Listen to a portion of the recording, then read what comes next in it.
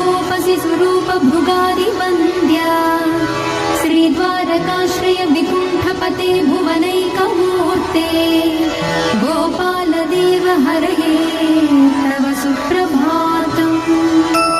मीनाकृते कमठरूप वराहमूर्ते त्रैविक्रमाय नृहरे भृगु राम राम। श्रीराम कृष्ण यदुनन्दन कल्किरूप गोपाल कृष्ण हरये तव सुप्रभातम्।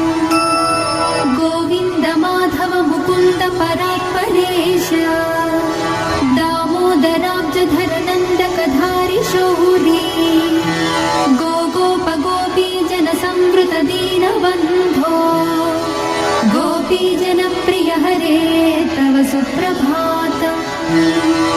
क्षीराब्धिशायि भुजगाधिपतल्पशायि सद्भक्त हृत्सदनशायि रमाङ्कशायि श्रीगोपभाम मृदुतल्प सुखातिशायि गोपवल्लभ हरे तव सुप्रभातम्।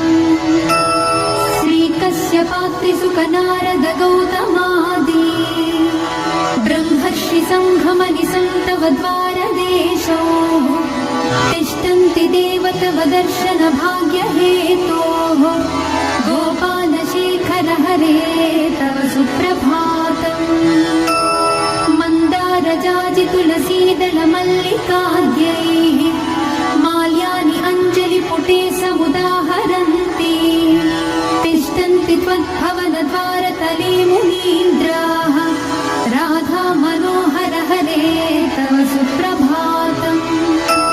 वेदत्रयं पठति गौतम कण्वमुख्याः गायन्ति सद्गुणगणौ वरदासवर्गाः संकीर्तयन्ति तव नाम कथा विशेषाः श्रीनारदादि ऋषय तव सुप्रभातम्। गोवर्धनोद्धरण गोपकिशोर गोपा गोपी जनामृत सुवेश भवाब्धिपोत त्रैलोक्यमोहन सुमङ्गल दिव्य देहा श्रीरुक्मिणी समरदा